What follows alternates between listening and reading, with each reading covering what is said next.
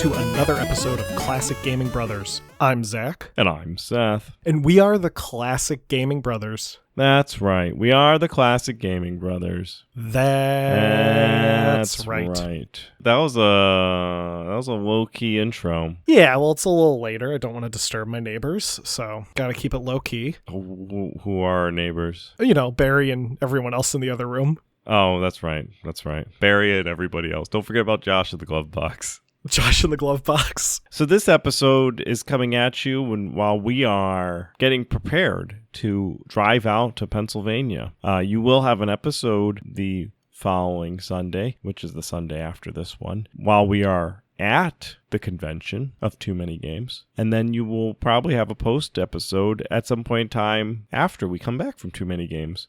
Yeah. But this is our Too Many Games podcast today, this day that we decided to record on. So we're going to talk about the show that we're heading out to in the middle of, I guess it's not really the middle, on the eastern portion of Pennsylvania. Yeah, we're excited. We're in that the pre-trip excitement mode where we're looking forward to seeing all the things when we get there, and we're not yet exhausted from the countless hours in a car. Mm-hmm. And Zach hasn't started complaining yet. I'm going to keep mine down to a minimum this time. Saturday midday, you're gonna be fed up. Hopefully you bring in some comfortable shoes. I'm gonna have comfy shoes. Maybe get some good insoles so you don't be grouchy, because if you're grouchy, I'm gonna hit you. That's fine. You can hit me. No, I'm gonna try not to be grouchy, and if I am grouchy, I'll keep it inside where it counts. Anyway, so this is gonna be one of our more of our excitement episodes where we're talking about Too Many Games and excitement episodes. I was talking to Zach before we started recording, and I said,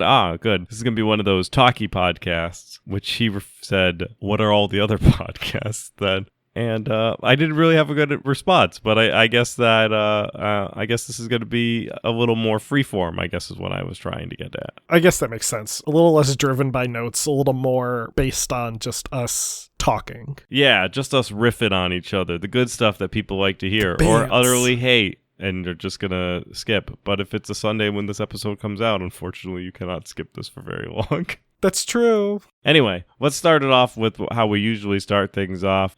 Zach. Yes, Seth. What? Yes. Have I recently been playing? What have you recently been playing? I have recently been playing Riven. Oh, the classic game from the 90s? No. New Riven, which I think is just also called Riven. It should be called New Riven. No, it's not. I was actually introduced to the original Riven. I don't know if we haven't done an episode on Riven. I think we just included it in when we talked about... We did an episode on Cyan, right? Yeah, Cyan games. Cyan World. No, we haven't done like a exclusively Riven episode. That might be one to bring back Tasha for. Tasha we had on for when we talked about Nancy Drew games, and Tasha is very big into Myst and Riven to the point where her cat is named Riven after Riven. Have you played the game? I watched you play the game as a child. It terrified me. Riven is Riven is a spooky game a little bit. It's as spooky as any Myst games can be. Riven is the sequel to Myst, where I believe on the cover it actually says Riven, the sequel to Myst. Which, hey, this Riven game doesn't have the byline, so there we go. The original Riven game just said Riven, sequel to Myst. This is Riven, just Riven. And there's no weird tree, it's got the dome. Riven takes place in the world of Riven. It's the sequel to Myst, and by sequel, it's because you're a traveler. In Myst, you're a traveler, and you end up in this world where there are these two men that are sealed inside books. In order to beat Myst, you need to not free them because they're evil people, and yes. You need to essentially find a hidden book, and then you go to Dunny, which is where Arcturus is hanging out, and he's Sounds like right. writing stuff. Well, you find out in Riven that he was trying to protect the world of Riven because his dad made it. And I guess his dad just was really bad at making worlds, or wasn't really like good at maintaining them. So it was like falling apart. And so Arcturus was trying to fix it, but then he got put into prison and was pissed at his sons. And then you save him, and that's where the game takes place. It starts when you save him, and he says, I know what I can do with this world that's falling apart. Send my friend, the person who just rescued me from this dungeon, to a world that's falling apart. to fix it. And you do a lot for Arcturus. You do more for him in the sequels to Riven as well. You end up just doing so much work for this guy. And you're just like some random like person that's like floating through the world. Anyway, Riven starts you off in a cage, and there is a person who is yelling at you and then steals a book from you, then gets shot in the neck with a blowgun, and then picked up by a ninja, dragged off the screen, and then the book gets stolen and the ninja frees you. And that's where the game starts off. I actually prefer Riven over Myst. It's a kind of a little bit of a hot take, I think. Maybe it's a hot take. Maybe people just don't care anymore. But Riven is probably my favorite Cyan Worlds game, and I've been recently playing the demo. The game actually came out June 25th, 2024. By the time this episode came out, it's probably out, and they have done a really great job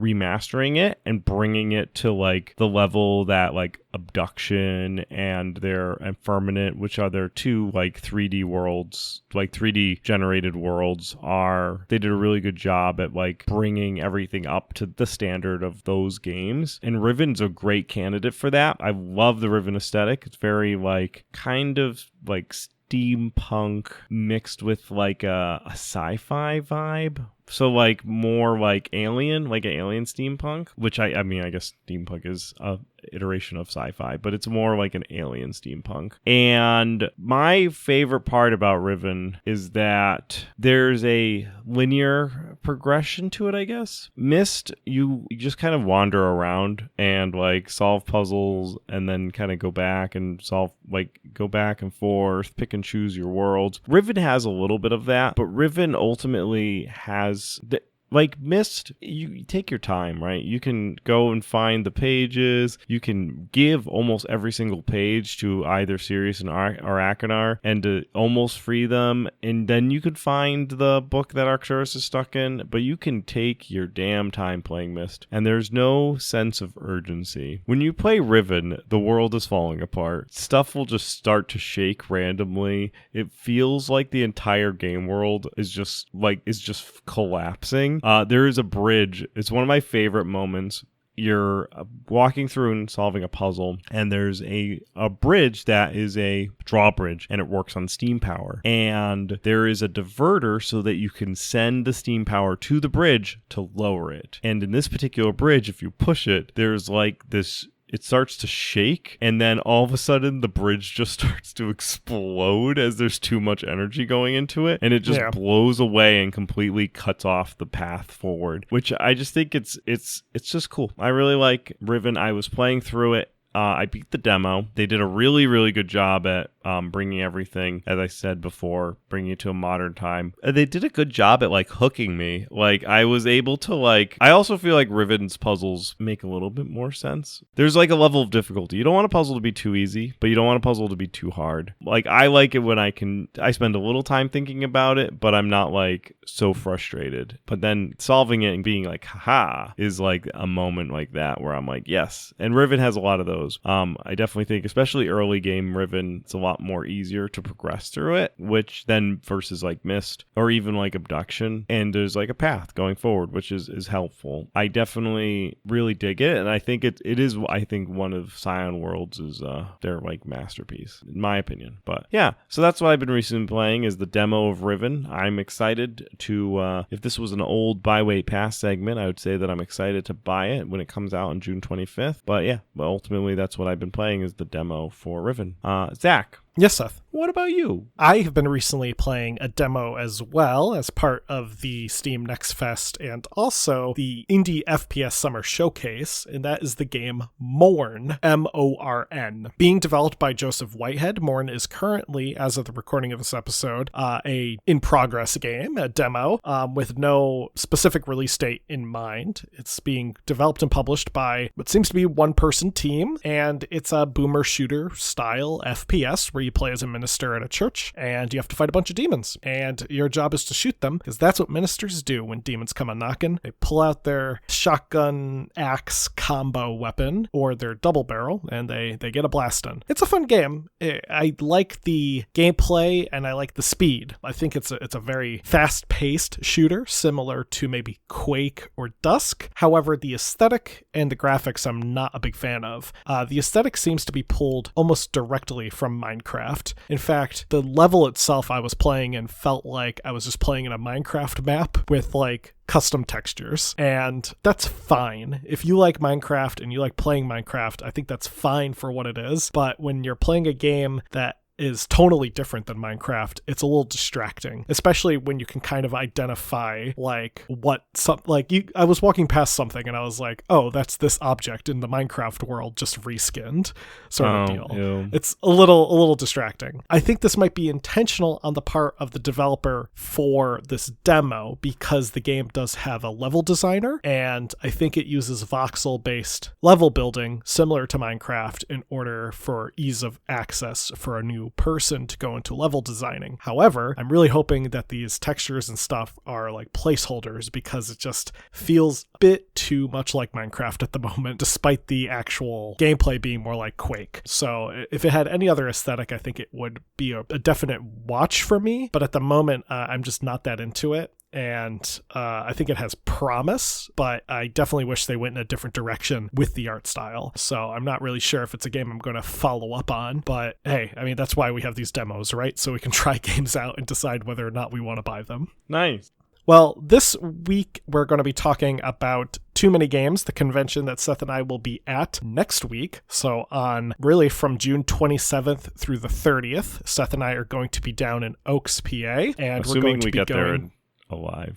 Assuming we get there, knock on wood. And we will be attending Too Many Games, which is from Friday, June 28th until Sunday, June 30th. This will be my first time at this convention. Seth's first time at this convention. So we're excited to go. We're excited to check it out. And we have our producer very much to thank for our trip. Funding. Yes. Yeah. So producer Doug dug into the safe that we have. We're not sure where the safe came from, but producer Doug dug through the safe and he found a budget for us. And producer Doug was able to, through whether it be tax fraud or some other method of ways of finding money, producer Doug was able to pay for our trip completely to Too Many Games. Yeah, for legal reasons, we can earnestly say that it was not tax fraud.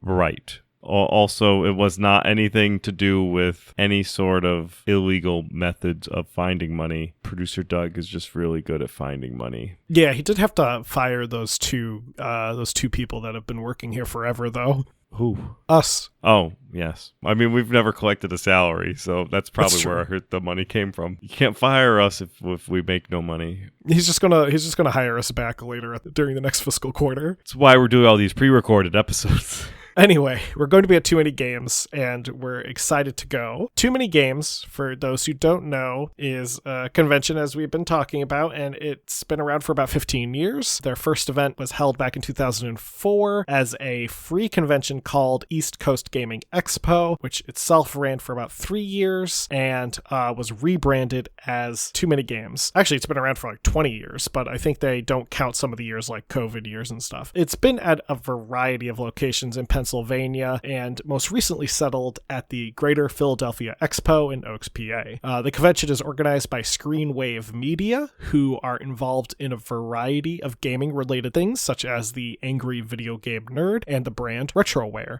We've talked about Retroware before. They're working on Toxic Crusaders, and they are a frequent guest of PAX. We've also run into Screenwave at Retro World Expo, where we got to meet Pegwarmers, who is part of Screenwave Media. That's the convention in a nutshell, but let's get into some of the things we're excited about seeing. Seth, do you want to talk about some of the guests that are going to be there? Sure. Yeah, I'm excited that there is a number of guests that are going to be going to Too Many Games. As Zach mentioned, the convention's been around for about 15 years, so they do draw some pretty good talent and special guests. They have some voice actors, YouTube celebrities, and influencers. I could read through all their names, or if you're interested in who they are, you can go to toomanygames.com and look at the special guests that are announced. But a lot of some of the voice actors are from Baldur's Gate, Resident Evil. So it's going to be exciting to see them. At least I don't know about Zach. He can talk about his desire to meet anyone in particular, but I generally don't like to A, pay for autographs, or B, talk to people who aren't really, I don't know, what am I going to say? Hey, great job doing that thing. I don't hero worship is essentially what I'm trying to say. So I don't tend to meet or pay for things from people, unless of course I'm trying to get an autograph for something for, I don't know, if I have like a product that I want signed by someone who is representing that product because I really like, I don't know, like I have an Ozymandias figure, and if I found who's the actor that played him in Watchmen. Jeremy Irons. He played him in the TV show. Yes. If I saw Jeremy Irons, maybe I would have him sign it. That would be fun. But that's kind of like my signatures that I look for. So generally not a big autograph seeker outer. But there are going to be people who you can pay to get their autographs at Too Many Games. So there are two guests that I'm very interested in meeting up with. One is somebody who we are 100% going to be hanging out with, and that's Brent, who runs Goobertown Hobbies. He is on YouTube at Goobertown Hobbies and is a previous guest of the show. So if you want to hear Brent from Goobertown Hobbies talk to us live, recorded, you could check out episode 105. And we talk to him about Total War because that's a fun game that he likes. So we talk about the history of Total War, and we go through the various different... He went deep with us on Total War too. That was fun. Yeah, he did. Yeah. Deeper than I think other episodes we've ever done. Yeah, probably. Our guests do a lot more work than we do, that's for sure. So we'll be excited to meet him in person. It'll be the first time Zach and I will be meeting him in person. The time that we had him on, we did it virtually, as we do all of our interviews. So it'll be fun to hang out with him. So we've already connected, and he's at least he said that he's excited to see us. So who knows if he is, but we will be hanging out with him. The best part is that he's going to be doing some panels, and Zach's going to get into talking about some of the panels and games that will be getting shown later on. And one of the panels that I'm excited about doing is that Brent's going to be doing some painting panels where he teaches and shows people how to paint miniatures, and that's a hobby that I like. And so I think it's fun that I could go to a video game convention and paint miniatures with Brent, who is a miniature painting YouTuber, and it's really kind of a cool opportunity, and I hope that it's well attended, but because it's a video game convention, maybe I'll have some extra attention on me. So that'll be fun. I'm excited to hopefully paint miniatures next to Brent and show him how bad of a job I do. My goal is to at least paint one miniature with Brent during the convention. That's my goal. If I walk away with one miniature, I'll be happy. I hope you get to paint 2 miniatures with him. No, I'm very slow at painting. If I painted 2 miniatures, I don't know what else we'll be doing. Well, it's a course of a weekend. I'm hoping you paint more than 1 miniature with Brent. No, I'm telling you, I'm very slow at painting miniatures. The other guest of the show that I'm interested in meeting is Russ from Retro Game Core. Russ runs the YouTube channel Retro Game Core, and he's a valuable source of information regarding retro handhelds. So if you've ever been in the market to buy a retro handheld or a handheld in general, and you want to know its performance, what it looks like, how it holds up, whether it's cost per dollars, worth it, can it emulate what systems can it emulate, and all that jazz, watch his videos. They're extremely informative. He does really deep dives into the handhelds themselves, and he does really good content. So it'd be really cool to just have a conversation with him, maybe convince him to come on the show, and be able to at least say hello to him, as he's somebody who I've watched a lot of his videos, so I would just appreciate his content. Obviously, I'm excited to see Brent, and I'll also be interested in meeting Retro Game Core. However, I'm also looking forward to potentially meeting or getting something signed by James Rolfe, the angry video game nerd. I was a longtime watcher of the AVGN back in early days of when he was on YouTube, and then when he left YouTube and went on to Screw Attack, and then later back onto YouTube. I'm not super into like his current stuff. I have a copy of the movie, but I haven't even watched it yet. And yeah, I'm not super into his current stuff, but he's obviously like a legend in the gaming world. You know, he's the reason we have game critics the way they are on YouTube, and a lot of modern YouTube content was heavily inspired inspired or spawned off of what the AVGN brought into that sphere. It'd be interesting to meet him. He's only going to be there on Friday, and I imagine he's going to draw a bit of a crowd, so we'll see if it's, worth waiting in line. But if not, I'm sure I'll run into him at a different convention at some point. Also, Colleen O'Shaughnessy, who plays Tails in the Sonic movies and also the current run of games. She's going to be there. She's charging for her signature, but I might bring my copy of either Sonic Forces or I might get a copy of the second Sonic movie and get that signed by her, as she's the voice of Tails in both of those. So it'd be cool to have some connection to Sonic, sign something of mine that's Sonic related. Yeah, so those are two people I'd be interested in meeting. Cool. I think so. There's also going to be some indie games at Too Many Games, not as many as PAX, but I found a couple that I thought looked interesting that I kind of made a little list of. And I don't know if Seth wants to take a look at the list of indie games to see if there are any that strike his eye. But currently, Too Many Games is partnering with Steam to have a kind of dedicated Too Many Games page where they have their indie games that are going to be showcased as part of their indie game showcase on a Steam page where you can kind of easily track them, as well as some honorable mentions that didn't make it into the showcase this year. But a couple of the games I saw that looked fun were Slime 64, a collectathon inspired by N64 games being developed by Wave Paradigm, Pixel Noir, a noir-influenced RPG being developed by SWD Tech Games, Super Multitasking, a game where you have to multitask by playing 4 different mini games at the same time by Your Games, YRR Games, and Newton Mystery, a 2D puzzle platformer adventure with art style that kind of looks like Adventure Time, being developed by In the Show Studios. So these games are going to be showcased in some facet at Too Many Games, be it the devs are going to be there or someone representing the game company or the game is going to have a presence. So it'll be cool to get to try these games or to get to talk to the devs. And of course, talking to devs means, who knows, future content for the classic gaming brothers. Yeah, so there's a video game that I'm kind of interested in, then there's a tabletop RPG that I'm kind of interested in. Oh, nice. So the game that I'm interested in is called the Turing Quest. Oh, I saw that too. Essentially, it's a party game, so you need to have friends, and you have someone who writes a joke, and then an artificial intelligence, like a large language model like ChatGPT, writes a joke. And then the audience of friends determine who's funnier, which I think is a fun take on AI and kind of seeing how our society is coming to an end. The tabletop game that I'm interested in is a game called Delta World, which is essentially a post-apocalyptic science fantasy role-playing game set in the 25th century future Earth, 150 years after the final apocalyptic war. It pits players who are android and cyborgs and mutants against mutated animals, primitive and advanced humanoids. It's available in a number of formats. It's compatible with a lot of different game systems, which is cool. I believe it's also connected to Delta Green, which is a tabletop game that I've had on my want list for a long time. So I think if Delta World is there and it ties into the Delta Green stuff, it's kind of been a thing that I've been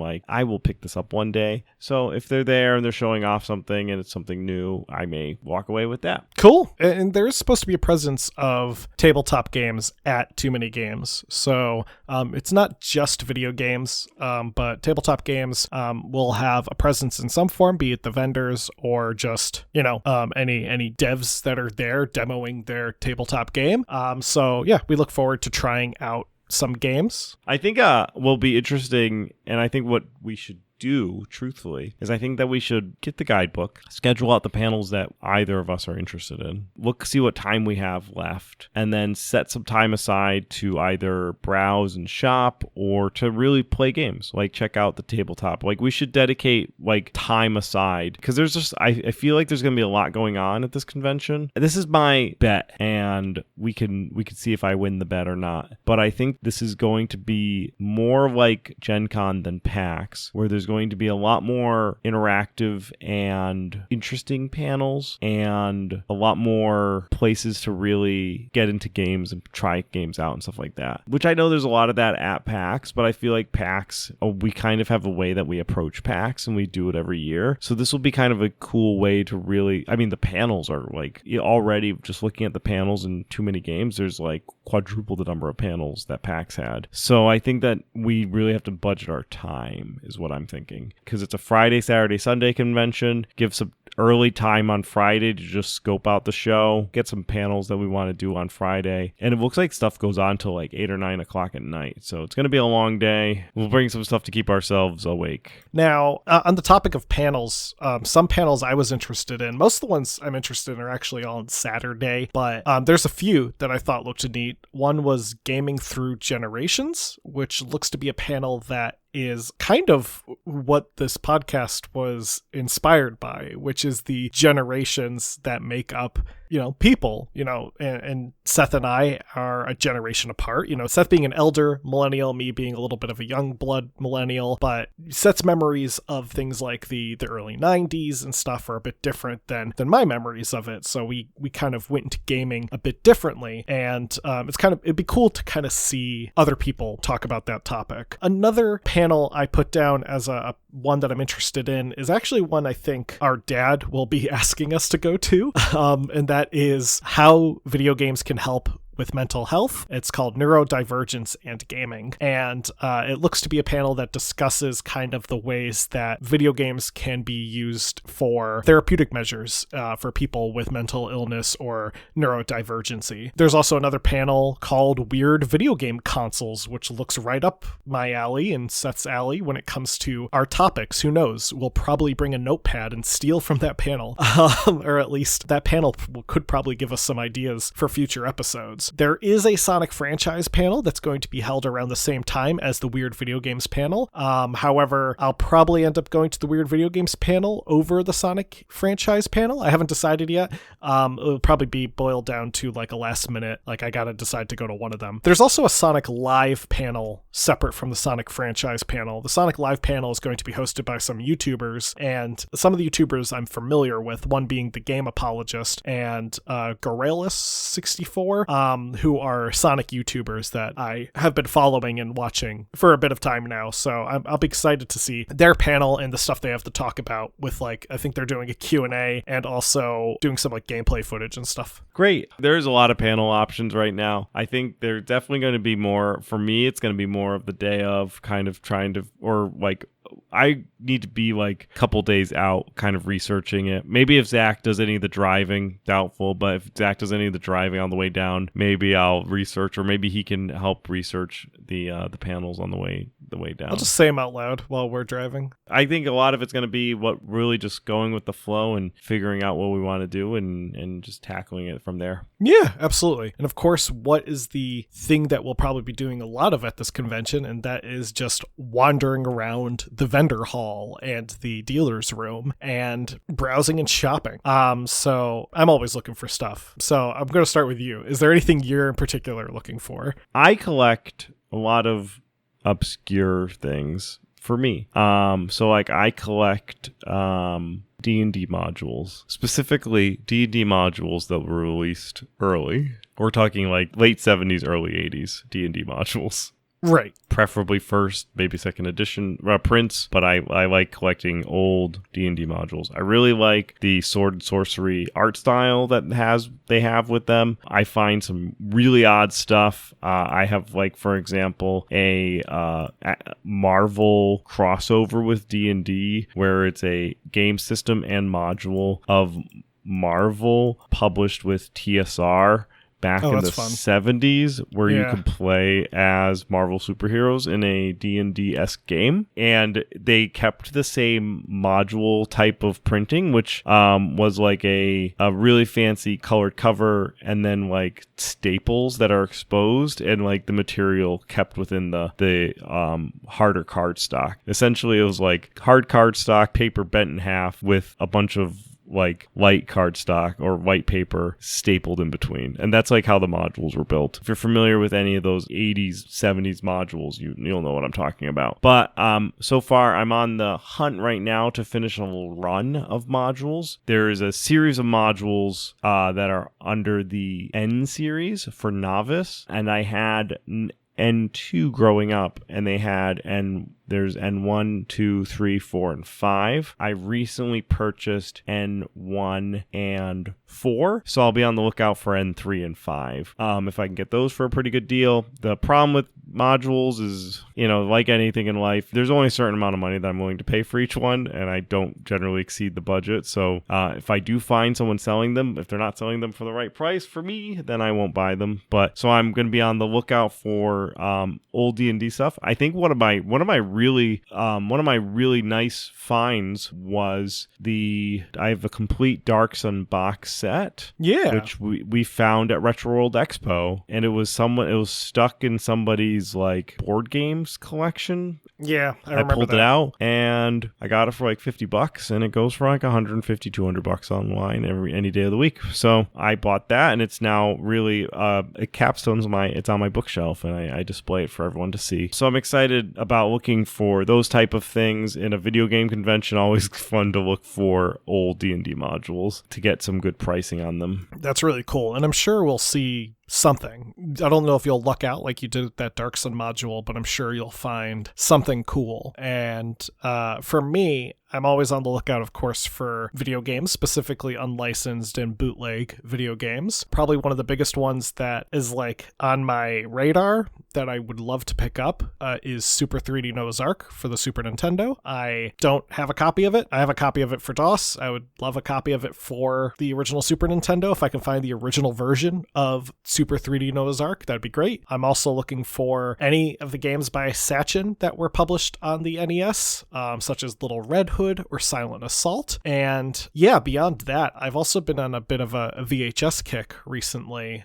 So if I see any funky VHS tapes, I would love to grab them. I'm always into like the obscure and the odd, so nothing really super mainstream, but if I could find some, Japanese horror or Japanese action films or like Godzilla or anything like that on tape, I would love to pick that up. Any old classic cartoons, like Teenage Mutant Ninja Turtles, I would love to grab. I'm also always looking for tokusatsu stuff, which is a type of genre of Japanese television / movies. So things like Kamen Rider or Super Sentai, anything like that, I would love to grab. I have a pretty wide variety of interests, but those are the things I'm currently hunting for. And that's Too Many Games, right? Like this is our Too Many Games pre-pod. It's not very alliterative like PAX. The pre-PAX pod? Pre-PAX and post-PAX pod. Yeah. It's the pre-T many games. The pre-too many games. Right. And, but with that, we're looking forward to going to Too Many Games, and we're looking forward to reporting back about what we find. I'm sure you'll see some posts from us on the social media, and I'm sure you will hear from us after we go. But with that, we're actually going to get into our Retro Rewind. Getting into our Retro Rewind, Seth had me play X-Men Mutant Apocalypse, which I think Seth might have forgotten that I have already given him X-Men Mutant Apocalypse a long time ago. But I went in and I played it myself. For those who don't know, X-Men Mutant Apocalypse was developed and published by Capcom, released in North America in 1994. It was also released in Japan and Europe the next year. It's an X-Men beat-em-up game from the 90s, so it's everything you'd expect from a 90s era X-Men game. In the game, you can play as Beast or Cyclops or Gambit or Psylocke, and everyone has their own stage as well as their own abilities. And the way you activated their abilities is by doing button combos, like Street Fighter style Capcom button combos, and that allows you to access their abilities. So Cyclops, for example, you do his ability and he does his optic blast. I actually have a soft spot for this game. The first time I ever played Mutant Apocalypse was back when I was introduced to emulators for the first time, thanks to Seth with his CDR with a copy of SNES 9X and Nesticle and a couple other emulators on it. One of the games on this emulator set was X-Men Mutant Apocalypse. I remember playing it because I was hoping it would be like X-Men X-Men 2 Clone Wars for the Genesis, which is one of my favorite games. It's not. It's still a fun game,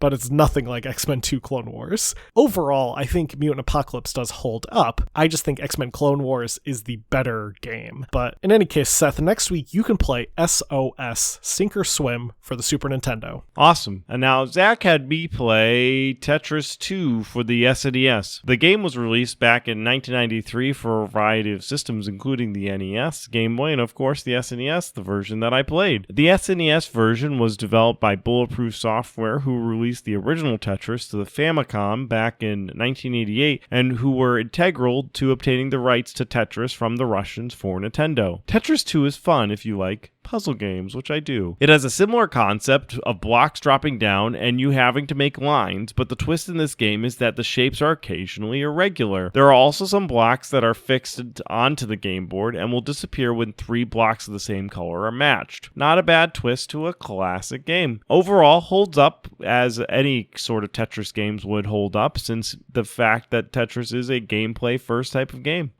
Next week, Zach, in order to continue to have you play every X-Men game released for video games in our Retro Rewind, you could play X-Men Children of the Atom for the PC. Sure thing, I will. Well, with that, I want to thank everyone for listening, and I hope everyone enjoyed this episode. If anyone is going to be at Too Many Games, you have 1 week to let us know. Otherwise, you can let us know while we're there. And to let us know that you'll be at Too Many Games, you can email classicgamingbrothers@gmail.com. We're also available on Instagram, Classic Gaming Brothers, Facebook, Classic Gaming Brothers, X, CG Brothers Pod, Blue Sky, CG Brothers Pod. We're also on Threads as Classic Gaming Brothers. We are available wherever podcasts can be found, be it iHeartRadio or Podbean or iTunes. We're also available on YouTube, and you can listen to our episodes on our website, classicgamingbrothers.com. With that, Seth, am I forgetting anything? Don't play games like my brother. And don't play games like my brother. I've been Seth. And I've been Zach. And we've been the Classic Gaming Brothers. That's right. That's right.